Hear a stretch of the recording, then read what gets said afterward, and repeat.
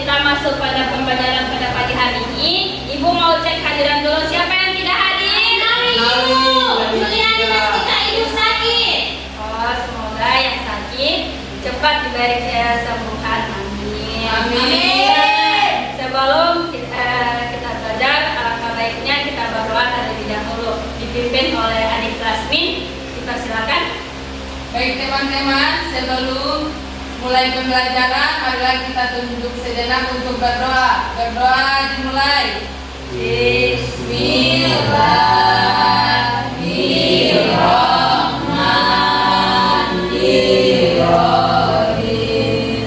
Raditu billahi rabban wa bil islami dinan wa bil Muhammadin nabiyyan wa rasulah. Rabbi zidni ilman warzuqni rahman.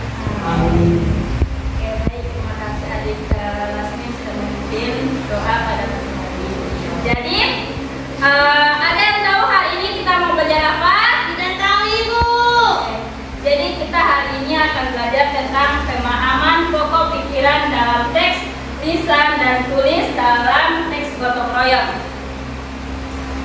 Nah, pertama-tama di sini Ibu akan menjelaskan pengertian dari teks lisan.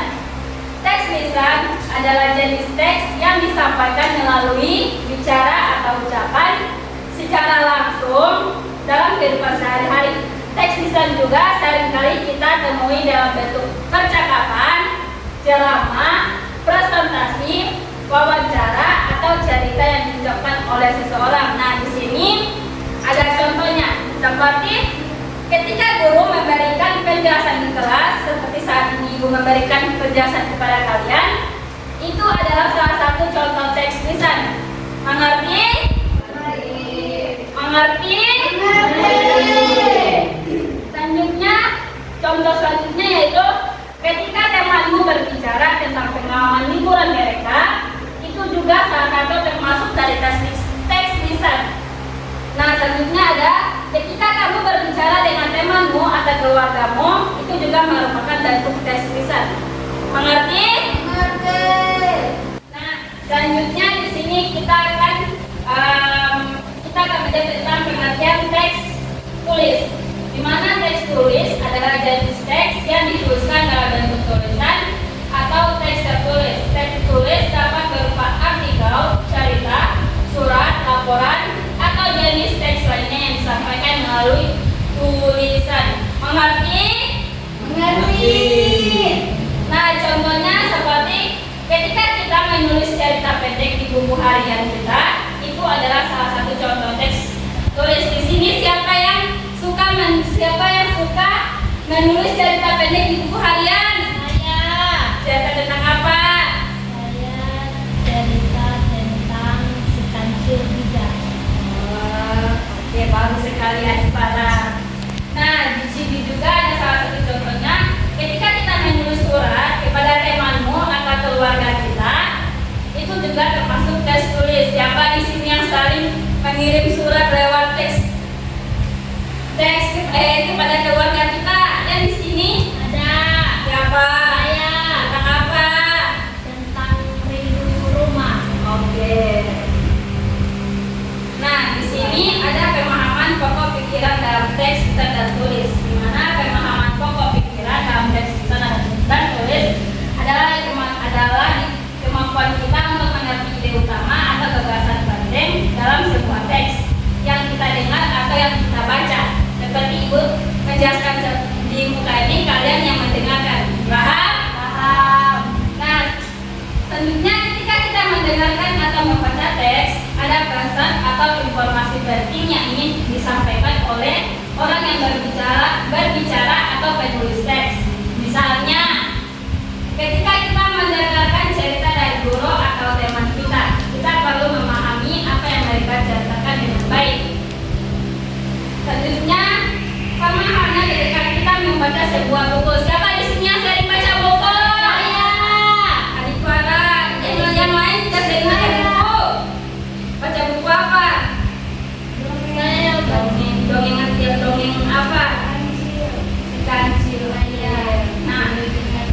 Selanjutnya, untuk dapat memahami pokok pikiran dalam sebuah teks lisan dan tulis, kita perlu fokus dan memperhatikan dengan baik apa yang dikatakan atau ditulis.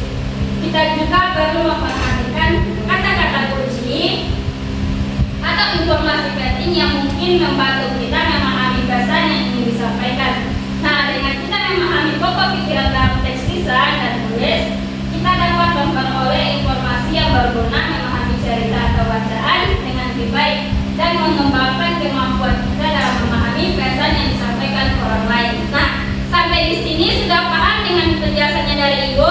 Sudah, Ibu. Sudah paham? Iya.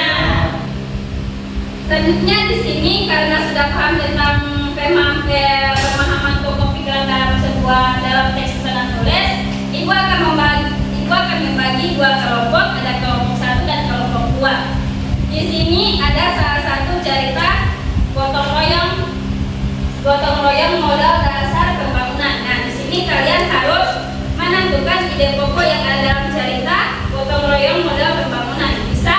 Bisa. Ngerti? Iya, Ibu.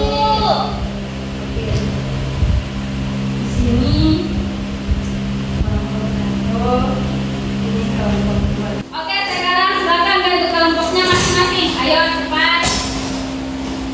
Ibu beri waktu 10 menit untuk mengerjakan tugasnya tersebut. Harus saling kerjasama ya. Ya, Ibu. Oke, silakan. Oh, ini di sini.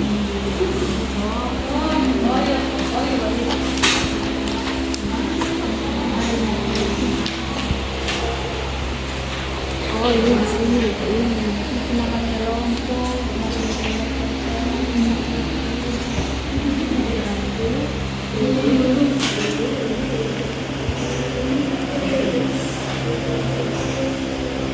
Oke, ada yang sudah? Ada. Silakan kelompok 1 untuk mempresentasikan hasilnya. Tolong kelompok lain untuk mendengarkan ya. Baik, di sini saya akan mempresentasikan hasil diskusi kami dari kelompok 1, yaitu paragraf pertama dari gotong royong. Pentingnya kerjasama dan kolaborasi teks dapat menyoroti betapa pentingnya kerjasama dan bekerjasama dalam gotong royong. Hal ini dapat mencakup kerjasama dalam membersihkan lingkungan, membangun infrastruktur, dan membantu sesama. Yang kedua, paragraf kedua tentang gotong royong bagi masyarakat, menjelaskan manfaat positif yang diperoleh masyarakat dari praktik gotong royong seperti meningkatkan kebersamaan, memperkuat ikatan sosial, dan membangun komunitas yang lebih solid. Baik, terima kasih. Beri aplaus untuk kelompok 1. Oke, selanjutnya dipersilakan kelompok 2 untuk mempresentasikan hasil diskusinya. Hidup para. Jadi kami dari kelompok 2 akan menjawab pertanyaan, yaitu gotong royong modal dasar pembangunan, yaitu nilai-nilai dasar yang mendasari gotong royong. Teks dapat menyoroti nilai-nilai seperti tolong menolong, saling peduli, dan kebersamaan yang menjadi dasar dari praktik gotong royong dalam masyarakat. Terima kasih. Oke, beri aplaus untuk kelompok 2. Jadi itulah presentasi dari masing-masing kelompok, dan Ibu ucapkan terima kasih karena sudah berpartisipasi dalam kelompok. Oke, jadi sebelum Ibu menutup mata pelajaran pada pagi hari ini, ada yang bisa menyimpulkan materi pada pagi hari ini? Kepada para pausin, persilakan. Baiklah, di sini saya akan menyimpulkan pembelajaran kita hari ini, yaitu teks lisan adalah jenis teks yang disampaikan melalui bicara atau ucapan secara langsung dalam kehidupan sehari-hari. Terima kasih. Oke, dari atas untuk kepada